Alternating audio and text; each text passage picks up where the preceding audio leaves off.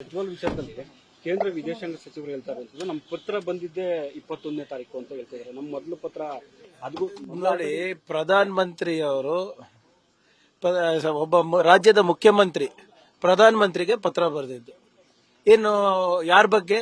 ಒಬ್ಬ sitting parliament member ಬಗ್ಗೆ. Prime minister office is it not responsible? ಅವರು MEA ಕಳಿಸಬಹುದಾಗಿತ್ತಲ್ಲ, ಯಾಕೆ ಕಳಿಸಿಲ್ಲ? ಆಮೇಲೆ ಒಬ್ಬ ಪಾರ್ಲಿಮೆಂಟೇರಿಯನ್ ಬಗ್ಗೆ ಬರಿಬೇಕಂದ್ರೆ ಯಾರಿಗೆ ಬರಿಬೇಕು? ನಾವು ಪ್ರೈಮ್ ಮಿನಿಸ್ಟರ್ಗೆ ಬರಿಬೇಕು ಅಲ್ಲ. ಈಗ ಯಾವ್ದೋ ಒಂದು ಮಂತ್ರಿ ಬಗ್ಗೆ ದೂರ ಇರ್ತದೆ, ಯಾವ್ದೋ MLA ಬಗ್ಗೆ ದೂರ ಇರ್ತದೆ, CM ಆಫೀಸಿಗೆ ಬರಿಬೇಕಲ್ವಾ? CM ಆಫೀಸ್ ಅವರು ಸಂಬಂಧಪಟ್ಟಂತ ಇಲಾಖೆಗೆ ಅವ್ರು ಫಾರ್ವರ್ಡ್ ಮಾಡ್ತಾರೆ. PM ಆಫೀಸ್ ಏನ್ ಮಾಡ್ತಾ ಇತ್ತು ಮತ್ತೆ? ಇವ್ರು ನೋಡಿ, ಇವರು ಸುಮ್ನೆ ಒಂದ್ ಕಣ್ಣಿಗೆ ಸುಣ್ಣ ಒಂದ್ ಕಣ್ಣಿಗೆ ಬಣ್ಣ ಹಾಕೋದ್ ಕಲ್ತಿದ್ದಾರೆ ಅಷ್ಟೇ. ಪ್ರಜ್ವಲ್ಗೆ ದೇಶ ಬಿಡಿಸಿದ್ದೆ ಇವರು. ಇದೆಲ್ಲ ಗೊತ್ತಿದ್ರು ಕೂಡ ಟಿಕೆಟ್ ಕೊಟ್ಟು ಅವ್ರ ಪರವಾಗಿ ಪ್ರಚಾರ ಮಾಡಿದ್ದು ಸತ್ಯ ಇದೆ. ಅಮಿತ್ ಶಾ ಅವರೇ ಪ್ರೆಸ್ ಮೀಟ್ ಮಾಡಿಸಿದ್ದು ಅಂದ್ಬಿಟ್ಟು ಸ್ಪಷ್ಟವಾಗಿ ದೇವರಾಜೇಗೌಡರು ಹೇಳಿದ್ದಾರೆ. ಅಮಿತ್ ಶಾ ಯಾರು? ಹೋಮ್ ಮಿನಿಸ್ಟರ್ ಅವರು. ಹೋಮ್ ಮಿನಿಸ್ಟರ್ ಅವ್ರಿಗೆ ಗೊತ್ತಾದ ಮೇಲೆ ಸೋಮೋಟೋ ಯಾಕೆ ತಗೊಂಡಿಲ್ಲ ಕೇಸು? ಅಂದ್ರೆ ಇವರೆಲ್ಲರೂ ಹ್ಯಾಂಡ್ ಇನ್ ಗ್ಲವ್ ಇದ್ದಾರೆ, ಇವರೆಲ್ಲರೂ ಇದ್ರ ಜೊತೆ ಇದ್ದಾರೆ. ಗೊತ್ತಿದ್ದು ಕೂಡ ಪ್ರಜ್ವಲಿಗೆ ಎಸ್ಕೇಪ್ ಆಗ್ಲಿಕ್ಕೆ ಅವಕಾಶ ಮಾಡಿಕೊಟ್ಟಿದ್ದಾರೆ. ಈಗ ನಾಟಕ ಆಡ್ತಾ ಇದ್ದಾರೆ. ಮತ್ತೆ ಇನ್ನೂ ಕೂಡ ಒಂದು ಲೆಟರ್ ಬರ್ದಿದಾರ ರಾಜ್ಯ ಬಿಜೆಪಿ ನಾಯಕರು ಇರ್ಬೋದು, ಕೇಂದ್ರ ಬಿಜೆಪಿ ನಾಯಕರು, ಇದು ಏನು ಕೃತ್ಯ ನಡೆದಿದೆ ಇದು ತನಿಖೆ ಆಗಬೇಕು, ರಾಜ್ಯದ SIT ಅವರಿಗೆ ಸಂಪೂರ್ಣವಾದಂತಹ ಸಹಕಾರ ಕೇಂದ್ರ ಏಜೆನ್ಸಿಗಳು ಕೊಡಿ ಅಂತ ಬರ್ದಿದಾರ. ಯಾಕೆ ಬರ್ದಿಲ್ಲ? ಅದಕ್ಕೂ ಪತ್ರ ಬರಿಬೇಕಾ ನಾವು? ಇವ್ರ ಮೇಲೆ ಏನ್ ಜವಾಬ್ದಾರಿನೇ ಇಲ್ಲ ಪಾರ್ಲಿಮೆಂಟ್ ಮೆಂಬರ್ ಮೇಲೆ ಆರೋಪ ಬಂದಾಗ.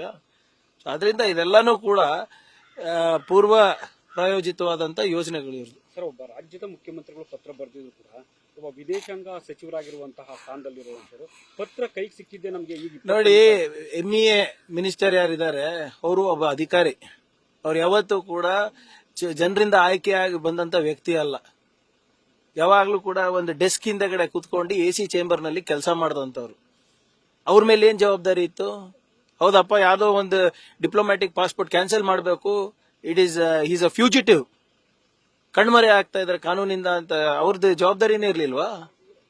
ಪ್ರೋಆಕ್ಟಿವ್ ಆಗಿ ಕೆಲಸ ಮಾಡಲ್ವಾ? ದೂರ ತನಕ ಕಾಯ್ಬೇಕಾ ಇವರೆಲ್ಲರೂ? ಸರ್, ಕುಮಾರಸ್ವಾಮಿ ಹೇಳ್ತಿದ್ರೆ ಪ್ರಕ್ರಿಯೆ ಈಗ ರದ್ದು ಆಗಂತೂ ತುಂಬಾ ಲಾಂಗ್ ಟೈಮ್ ತಗೊಳುತ್ತೆ, ಇದೇನು ಸಡನ್ ಆಗಿ ಅದಾಗೋದಿಲ್ಲ, ಹಾಗಾಗಿ ನಾವು ಬನ್ನಿ ವಾಪಸ್ ಬನ್ನಿ ಅಂತ ಕರೆದಿದ್ದ ಆ ಉದ್ದೇಶಕ್ಕಾಗಿನೇ ಅಂತ. ಪಬ್ಲಿಕ್ ನಲ್ಲಿ ಯಾಕೆ ಹೇಳ್ಬೇಕ್ರಿ? ಮನೆ ಮಗ ಕರ್ಸ್ಲಿಕ್ಕೆ ಫೋನ್ ಮಾಡಿ ಹೇಳಿ ಬರಕ್ಕೆ. ಅದೇ ನೀವು ಪಬ್ಲಿಕ್ ನಲ್ಲಿ ಬಂದು ನಾನು ತಾಕೀತ್ ಮಾಡ್ತಾ ಇದ್ದೀನಿ ನಮ್ಮ ಮನೆ ಮಗನಿಗೆ ವಾಪಸ್ ಬರ್ಲಿಕ್ಕೆ, ನಿಮ್ ಸಂಬಂಧ ಸರಿಯಾಗಿರೋದಿಲ್ಲ ಅಂತ ಪಬ್ಲಿಕ್ಕಿಗೆ ಯಾಕೆ ಹೇಳ್ತಾ ಇದ್ದೀರಾ? ಫೋನ್ ಮಾಡಿ ಕರ್ಸಿ. ಇಂಥದ್ದು ಹೂವಾಪೋವ ನಡೆದಾಗ ನಿಮ್ಮ ಮನೆ ಮಗನ ಬಗ್ಗೆ ನೀವು ಯಾರು ಚರ್ಚೆನೆ ಮಾಡಿರಲ್ವಾ? ಏನೋ ಯಾವ್ದೋ ಒಂದು ರೂಮರ್ ಬರ್ತಾ ಇದೆ ಅಪ್ಪ, ಜನರು ಮಾತಾಡ್ಕೊಂತ ಇದಾರೆ, ಏನಿದು ಸತ್ಯ ಅಂತ ಕೇಳೇ ಇಲ್ವಾ? ಯಾರಿಗ ಮೇಲೆ ಗೂಬೆ ಕುಡಿಸ್ತಾ ಇದಾರೆ ಇವರೆಲ್ಲರೂ? ಇವ್ರು ರಾಜೀನಾಮೆ ಕೊಡ್ಬೇಕಲ್ಲ. ಇಬ್ರಿಬ್ರು ಶಾಸಕರು ಮೇಲ್ಮನೆಯಲ್ಲಿ ಒಬ್ರು ಇದ್ದಾರೆ, ಇಬ್ರು ಶಾಸಕರು ಕೆಳಗಿನ ಮನೆಯಲ್ಲಿ ಇದ್ರೆ, ಒಬ್ರು ರಾಜ್ಯಸಭಾದಲ್ಲಿದ್ದಾರೆ. ಎಲ್ಲ ಜವಾಬ್ದಾರಿ ಕಾಂಗ್ರೆಸ್ದೆ. ಇವ್ರ ಜವಾಬ್ದಾರಿ ಏನಾಯ್ತು ಮತ್ತೆ? ಕುಮಾರಸ್ವಾಮಿ ಅವರು ಸಿದ್ದರಾಮಯ್ಯ ಹಾಗಾದ್ರೆ ಮಗನ್ನ ಅವಾಗ ಕಳಿಸಿದ್ರಲ್ಲ, ಸಿದ್ದರಾಮಯ್ಯವರೇ ಕಳಿಸಿದ್ರಲ್ವಾ, ಅದನ್ನ ಯಾಕೆ ತನಿಖೆ ನಡೆಸಲಿಲ್ಲ? ಅಲ್ಲಿ ಕಳಿಸ್ಬಿಟ್ಟು ಅವಾಗ ರಾಕೇಶ್ ಹೋಗಿದ್ರಲ್ಲಿ ಏನಾದ್ರು ತಪ್ಪಿತ್ತ? ಇಲ್ಲಿಗಲ್ಲ, ಫ್ಯೂಜಿಟಿವ್. ಅವ್ರ ಮೇಲೆ ಏನಾದ್ರು ಕೇಸ್ ಇತ್ತಾ? ಅವ್ರಾಗಿರ್ಬೋದು, ಅವ್ರ ಸ್ನೇಹಿತರಾಗಿರ್ಬೋದು, they are free to roam anywhere. ನಾವೇನು ಹಾಲಿಡೇಗೆ ಹೋಗಂಗಿಲ್ವಾ? ಹಾಲಿಡೇಗೆ ಅಥವಾ ನಾವೇನು ಎಲ್ಲೂ ಹೋಗ್ಲೇಬಾರ್ದಾ?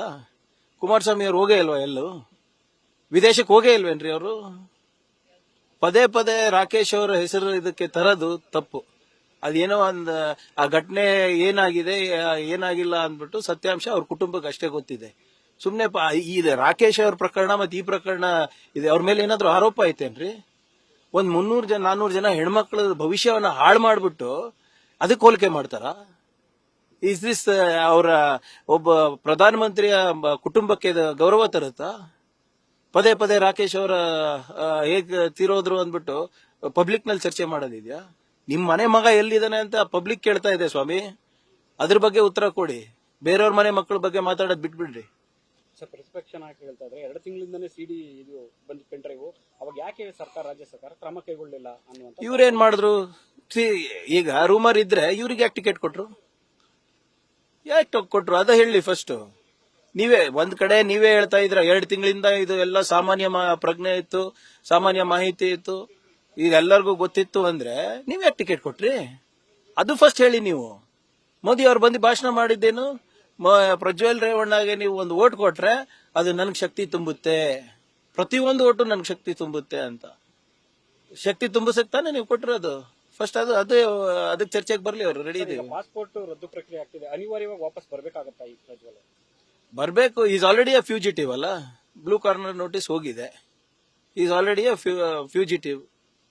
ಕೇಂದ್ರ ಏನು ಏಜೆನ್ಸಿಗಳೇನಿದೆ ಅವರು SIT ಅವರ ಸಹಭಾಗಿತ್ವದಲ್ಲಿ ಅವ್ರ ಸಹಕಾರದೊಂದಿಗೆ ಕಾರ್ಯಾಚರಣೆ ನಡೆಸ್ಕೊಡ್ಬೇಕು ನಮಗೆ. ಅವ್ರು ಮಾಡ್ತಾ ಇಲ್ಲ. ಯಾಕಂದ್ರೆ ಎಲೆಕ್ಷನ್ ತನಕ ಮುಜುಗರ ಆಗುತ್ತಲ್ಲ, ಬಂದ್ರೆ ಮತ್ತೆ ಚರ್ಚೆ ಆಗುತ್ತೆ, ಮೋದಿ ಅವರು ಉತ್ತರ ಕೊಡ್ಬೇಕಾಗುತ್ತೆ ಅಂತ. ಇದು ಮೋದಿ ಬಚಾವ್ ಇದು ನಡೆದಿದೆ, ಅಭಿಯಾನ ನಡೆದಿದೆ. ನ್ಯೂಸ್ ಫಸ್ಟ್ ನಿರ್ಭೀತಿಯಿಂದ ನಿಮ್ಮ ಪರವಾಗಿ.